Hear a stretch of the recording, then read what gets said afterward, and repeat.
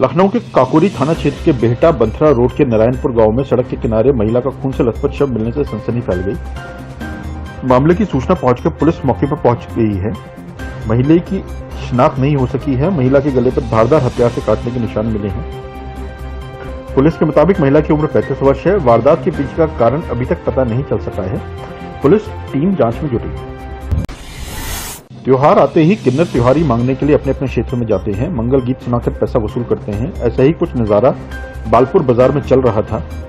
परसपुर से करीब आधा दर्जन किन्नर बालपुर बाजार में आकर दुकानों पर जाकर त्योहारी मांग रहे थे। अचानक दूसरी गेट गुट के किन्नर मारुति वैन से आ गए जो लाठी डंडों से लैस थे।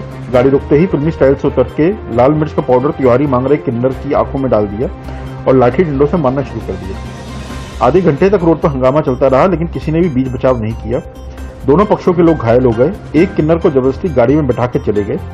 परसपुर के किन्नर सानू व डिंपल किसी तरह जान बचाकर पुलिस चौकी पहुंचे।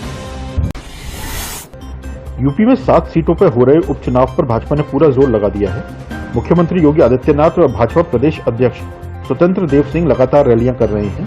इस कड़ी में मुख्यमंत्री योगी आदित्यनाथ 27 अक्टूबर को बांगरमऊ में जनसभा को संबोधित करेंगे।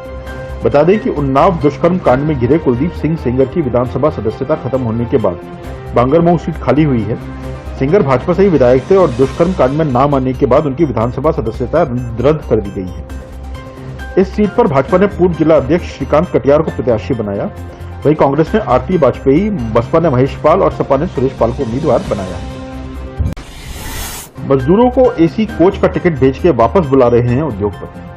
लॉकडाउन के चलते कोई मजदूर जून में अपने घर लौट गया था, कोई जुलाई में। एक लंबा समय अपने गांव और कस्बे में मजदूरी करके बिता दिया, लेकिन अब इन मजदूरों को वापस बुलाया जा रहा है। बुलाने के लिए भी खासे ऑफर दिए जा रहे हैं। ट्रेन की एसी कोच का टिकट भेजा जा रहा है। रहने और खाने की अच्छी व्यवस्था के दावे हो रहे हैं। सभी से कहा गया है कि अगर दिवाली से पहले आएंगे तो त्योहार साथ में मनेगा, त्योहारों का गिफ्ट भी मिलेगा। रविवार को झांसी रेलवे स्टेशन पर मिले प्रवासी मजदूरों से जब पत्रकारों ने बातचीत की तो महाराष्ट्र और गुजरात के उद्योगपतियों के बड़े सुनहरे त्योहारी ऑफर जानने को मिले। रामपुर जिले के टांडा के दरियाल मार्ग पर सोमवार को एक ट्रक बेकाबू होकर दुर्घटनाग्रस्त हो गया। ट्रक अवैध खनन की रेत से ओवरलोडेड था। दरियाल मार्ग पर बेकाबू होकर ट्रक 3 दुकानों में जा घुसा, जो कि बुरी तरह क्षतिग्रस्त हो गई। पुलिस ने ट्रक के चालक और परिचालक को थाने में बैठा लिया है और उनसे पूछताछ कर रही है। हादसे में किसी को चोट नहीं आई। उत्तर प्रदेश के भारतीय जनता पार्टी के अध्यक्ष स्वतंत्र देव सिंह का एक बड़ा बयान सामने आया है। उन्होंने कहा है कि प्रधानमंत्री नरेंद्र मोदी ने चीन और पाकिस्तान से युद्ध कब होगा उसकी तारीख तय कर ली है। उनका यह वीडियो तब बना जब वह बलिया के सिकंदरपुर विधानसभा क्षेत्र में एक गांव में श्रीकृष्ण कृपा धाम के भूमि पूजन समारोह में शामिल होने आए थे। भाजपा नेता ने अपने दावे को अयोध्या में राम मंदिर का निर्माण प्रारंभ होने और जम्मू कश्मीर का विशेष दर्जा समाप्त किए जाने से संबंध किया है।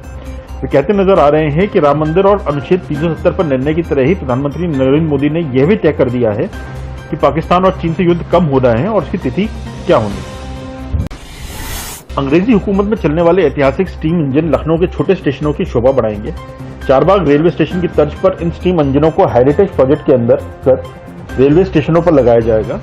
रेल मंत्रालय के पास ऐसे स्टीम इंजनों की भरमार है जो अब आउटडेटेड हो चुके हैं और चलन से बाहर है। क्योंकि स्टीम इंजनों की जगह डीजल और बिजली से चलने वाले इंजनों ने ले ली है, इसलिए इन इंजनों का कोई काम अब रेलवे बोर्ड के पास नहीं है। ऐसे में इन्हें हेरिटेज प्रोजेक्ट बनाया गया है, जिसमें इन ऐतिहासिक स्टीम इंजनों को रेलवे स्टेशन की सुंदरता बढ़ाने में इस्तेमाल करने पर सहमति बनी है।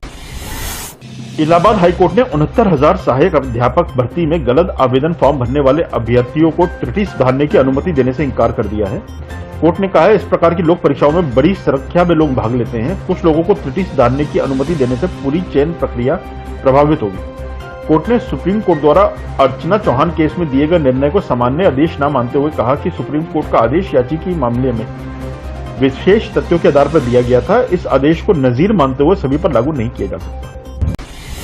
बाराबंकी जिले के रामसनेही घाट कोतवाली क्षेत्र के राजेपुर गांव में रविवार की देर शाम एक मुंडन संस्कार में हुए हर्ष फायरिंग में एक युवक की मौत हो गई। घटना के बाद आरोपी लाइसेंसी रिवाल्वर छोड़ के मौके से फरार हो गया। सूचना पर पहुंची पुलिस आरोपी की तलाश में जुट गई है। क्षेत्र के राजेपुर गांव निवासी शिव नारायण के 3 वर्षीय पुत्र शिवांशु का मुंडन संस्कार था, जिसमें शाम को रिश्तेदारों के साथ ही ग्रामीणों को दावत दी गई थी। इस मुंडन संस्कार में हिस्सा लेने के लिए शिव नारायण की बहनोई ऋषिराज निवासी चमरतलिया थाना गोसाईगंज जनपद लखनऊ भी अपने दोस्त जैतपुर थाना क्षेत्र के बिटौरी लखन निवासी ननकऊ 35 वर्षीय के साथ आए थे। इस बीच जब लोग दावत खाने लगे तभी ऋषिराज ने अपनी लाइसेंसी रिवाल्वर निकाल के फायरिंग शुरू कर दी। प्रत्यक्षदर्शियों के मुताबिक कई राउंड गोलियां चलाने के बाद उन्होंने रिवॉल्वर को दोबारा लोड किया और फिर से फायरिंग कर दी। उत्तर प्रदेश के देवरिया जिले में बड़ी खबर आ रही है। यहां तरकुलवा थाना क्षेत्र के पत्थर देवा पुलिस चौकी के समीप सोमवार को सुबह तेज रफ्तार बोलेरो और ऑटो के बीच टक्कर हो गई। हादसे में ऑटो सवार 2 लोगों की मौत हो गई है, जबकि महिला समेत 4 लोग घायल हो गए हैं। घायलों में 2 की हालत गंभीर बताई जा रही है। उन्हें प्राथमिक उपचार के बाद मेडिकल कॉलेज रेफर कर दिया गया। लेटेस्ट खबरों से जुड़े रहने के लिए देखें हमारा YouTube चैनल, करें लाइक, शेयर, सब्सक्राइब।